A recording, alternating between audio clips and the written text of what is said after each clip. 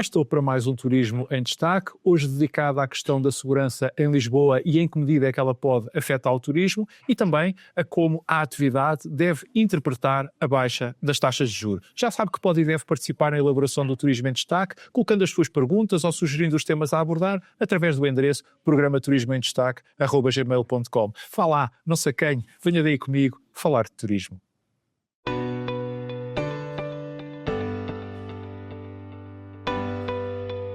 Nestas últimas semanas, as questões em torno da segurança, principalmente em Lisboa, têm ganho uma grande visibilidade e também há poucos dias o Banco Central Europeu desceu em 25 pontos percentuais as taxas de juros. Naturalmente, estes são assuntos que têm vindo a despertar a curiosidade daqueles que me acompanham e por isso não é de estranhar que muitas mensagens e muitas perguntas me tenham sido dirigidas acerca dos mesmos para o endereço que está aqui a passar em rodapé, programaturismoemdestaque@gmail.com, perguntas e mensagens essas que naturalmente agradeço. Aliás, volto a recordar que foi justamente este o propósito que levou à criação deste endereço, para que possa colocar as suas perguntas ou sugerir os assuntos que aqui gostaria de ver tratados. Portanto, já sabe, não se acanhe, use e abuse o endereço programaturismoemdestaque@gmail.com, porque eu estou a contar com a sua participação. Se me fosse dada uma resposta simplista às questões que são colocadas, resultaria que Lisboa seguramente não é de todo uma cidade insegura e, por isso, as atividades turísticas na capital, bem como o próprio destino de Lisboa, não correm qualquer risco de poderem vir a ser afetados. Contudo, todos também sabemos que as coisas não são exatamente assim tão simples. Vejamos então porquê. Não sem antes fazer uma espécie de ponto prévio para recordar aquilo que sempre digo quando falo de segurança. É que a mesma nunca, mas nunca deve ser promovida, mas antes sempre garantida. E para tal, esta é claramente uma matéria que deve obrigatoriamente ser tratada com recato, embora com assertividade e com eficácia, mas sobretudo longe dos holofotes e da mediatização. Como diz o povo, prevenir é sempre bem melhor do que remediar. Mas contextualizemos então o assunto. Nos últimos anos, a espaços, temos vindo a ser alertados por alguns presidentes de Câmara, maiormente das cidades de Lisboa e do Porto, para o aumento da criminalidade, como aliás já tive a oportunidade de aqui analisar em episódios anteriores. Contudo, nas últimas semanas, os apelos, ou se quisermos, os alertas por parte de Lisboa têm-se tornado mais insistentes, muito por causa de notícias que têm vindo a público sobre a prática de crimes mais violentos, desde homicídios ou tentativas de homicídios e assaltos praticados ou tentados com armas de fogo ou brancas, até violações, isto só para referir alguns. Só que na semana passada foram divulgados dados provisórios por parte da Polícia de Segurança Pública que indicam que a criminalidade em 2024 em Lisboa desceu de um modo geral e igualmente os crimes mais graves e violentos também desceram na capital. Vale a pena realçar que estes dados ainda carecem de reconfirmação pelo relatório de segurança interna, muito embora não devam divergir muito, atendendo a que as fontes são as mesmas. Ora, isto quer dizer que, aparentemente, ou estamos perante uma contradição ou diante de um alarmismo injustificado. Em minha opinião, nem uma coisa nem outra. Então perguntar-se-á, e com toda a propriedade, o que é que está verdadeiramente a acontecer em Lisboa. Eu julgo que a resposta decorre dos 7 fatores que passo a enunciar, que traduzem os fundamentos pelos quais ambas as leituras que são feitas, mais do que estarem corretas, têm razão de ser. Se não, vejamos. Em primeiro lugar, naturalmente que os números provisórios divulgados pela Polícia de Segurança Pública estão certos, o que quer dizer que a criminalidade em geral e principalmente a mais violenta diminuiu. Todavia, e em segundo lugar, uma leitura mais atenta dos mesmos indicia que em algumas freguesias, nomeadamente as que abrangem zonas mais históricas ou, se quisermos, mais turísticas da cidade, como por exemplo a Zona da Baixa, e outras em zonas tradicionalmente mais problemáticas, como seja o caso de Marvila ou até mesmo de Chelas, têm registado criminalidade em ascensão. Em terceiro lugar, devem clarificar-se também alguns aspectos. Por exemplo, no caso de um roubo, é muito diferente este ter sido levado a cabo através de um carteirista ou de alguém que aborda a vítima com uma arma de fogo ou branca. Ambos são crimes e ambos, lá está também, são condenáveis. Contudo, os meios utilizados são claramente diversos. Em quarto lugar, e aqui começamos a entrar verdadeiramente no mais importante, é que hoje em dia nada se passa que não seja do conhecimento público, quer pela quase omnipresença da comunicação social em todos os aspectos das nossas vidas, quer pelo acesso que também todos temos às redes sociais. Isto significa que, seja pela ânsia de captar mais audiências em razão da concorrência, seja pela denúncia individual, acabamos por ter muito mais informação em quantidade e em qualidade do que estávamos acostumados. E isto leva-me ao quinto ponto, é que essa crescente informação não só nos dá mais detalhes, como, acima de tudo, mantém vivos e na ordem do dia muitos crimes. E como bem sabemos, quando se fala constantemente de algo, é natural que tenhamos os assuntos mais presentes e que os mesmos despertem em nós maiores receios, pois há sempre a altura em que pensamos: e se isso me acontece a mim? Em sexto lugar, tudo isto motiva que a nossa percepção de insegurança vai aumentando na mesma medida e proporção com que vamos sendo, entre aspas, informados ao detalhe dos crimes que vão sucedendo. Podem até haver menos crimes, mas como há maior falatório, mais acesso à informação, tudo acaba por ganhar maior empolamento e, por isso, dar-nos uma sensação de perigo agravado.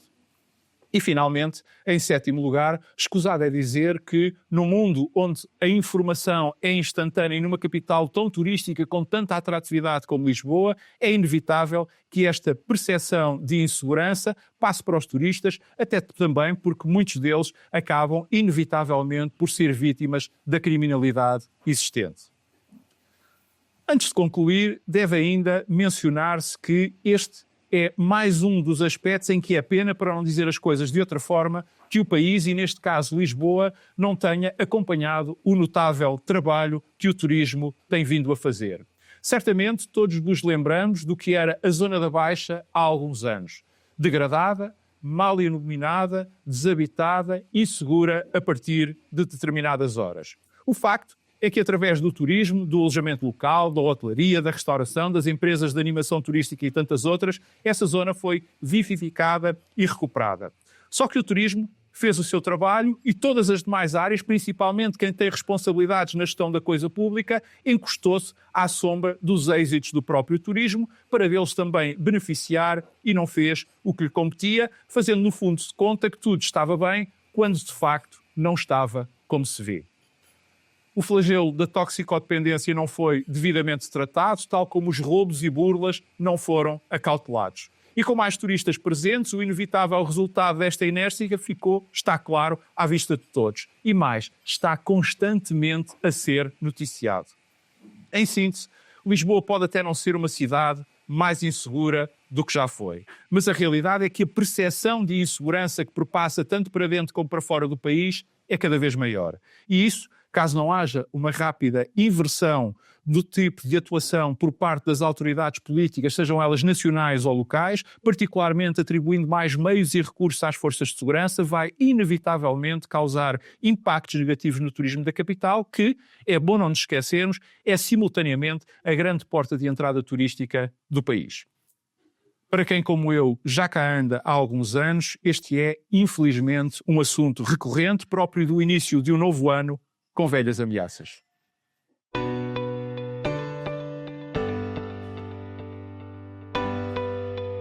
Ao contrário da Reserva Federal Americana, o Banco Central Europeu veio a semana passada baixar em 25 pontos percentuais a taxa de juro na zona euro. Naturalmente que esta é uma boa notícia, principalmente para quem tem créditos bancários, tanto empresas como famílias, pois isso significa um maior alívio dos juros a pagar, logo um maior desafogo financeiro, que também pode influenciar positivamente o consumo, já que possibilita um acréscimo de poder de compra. E claro está, o que é bom para o consumo tem imediato reflexo positivo para o turismo, muito em particular quando estamos a falar de um país e de uma economia em que o crédito à habitação representa, porventura, o maior encargo mensal no bolso das famílias, como é o caso de Portugal. Portanto, e se concluísse a minha resposta por aqui, poderíamos ser levados a pensar que tudo estava bem e que tudo isto não era mais do que uma boa nova para o nosso turismo. Contudo, nem tanto ao mar, nem tanto à terra. A decisão do Banco Central Europeu em si é benéfica, só que devemos estar atentos a tudo o que foi dito em seu torno e ao que se passa tanto na União Europeia como na zona euro. E porquê? Desde logo porque nos habituámos a ouvir que as taxas de juros tinham que subir por ser a forma mais eficaz de combater a inflação em alta, fazendo-a assim baixar. E o facto é que até pudemos comprovar que esta estratégia surtiu efeito. No entanto, nos últimos meses, a descida da inflação começou a ser mais titubeante. A prová-lo estão até os últimos números do ano, relativos a dezembro, onde tanto na zona euro como na União Europeia assistimos a uma ligeira inversão com a subida da inflação, respectivamente de 2,2% para 2,4% e de 2,5% para 2,7%, o que quer dizer que por aqui não haveria grande razão para baixar as taxas de juros. Só que o problema é que a economia europeia está a braços com várias dificuldades que têm colocado uma espécie de ponto de morto, ou se quisermos, que a têm colocado em estagnação. Onde a Alemanha e a França, enquanto locomotivas da União Europeia e do euro, estão a braços com problemas económicos, a crescer a situações políticas igualmente adversas, a que se somam ainda as incertezas daquilo que será a relação futura com os Estados Unidos da América, que aliás já aqui tive a oportunidade de abordar em episódios anteriores. Foi por esta razão que o Banco Central Europeu decidiu baixar a taxa de juros de modo a ajudar a relançar a economia dos países da zona euro. E por oposição, veja-se o porquê da Reserva Federal Americana não ter tomado idêntica posição, é que os Estados Unidos estão também com um ligeiro aumento da inflação, mas têm uma economia com perspectivas de muito maior dinâmica. Ora, se a inflação acabar por persistir e não baixar e a economia europeia continuar estagnada, isto significa que o poder de compra das empresas e das famílias vai voltar a ser penalizado e, mais importante e possivelmente mais grave, muitas empresas não conseguirão sobreviver ou terão necessidade de se reestruturar, o que implica despedimentos, os quais, por sua vez, irão afetar o poder de compra dos europeus. E isso não são de todo boas notícias para o turismo e muito menos para Portugal, que tem, como se sabe, nos mercados europeus das suas fontes mais importantes e tradicionais de emissão de fluxos turísticos, dada também a importância do turismo na economia nacional. É escusado dizer que tal também não terá efeitos benéficos. Em conclusão, este é um assunto da maior importância, claramente a merecer a nossa atenção e a acompanhar, até porque podemos estar a entrar no novo ano com velhas ameaças. Estarei de regresso na próxima semana. Até lá, saúde, paz. Recordo que pode colocar as perguntas que deseja ver respondidas ou sugerir os temas que aqui gostaria de ver abordados através do endereço programaturismoemdestaque@gmail.com. E se gostou deste vídeo, deixe o seu like e carregue no botãozinho preto que está aqui mesmo por baixo da minha imagem para subscrever o meu canal, para dar a sua opinião, para partilhar ou simplesmente para ver ou rever os meus comentários.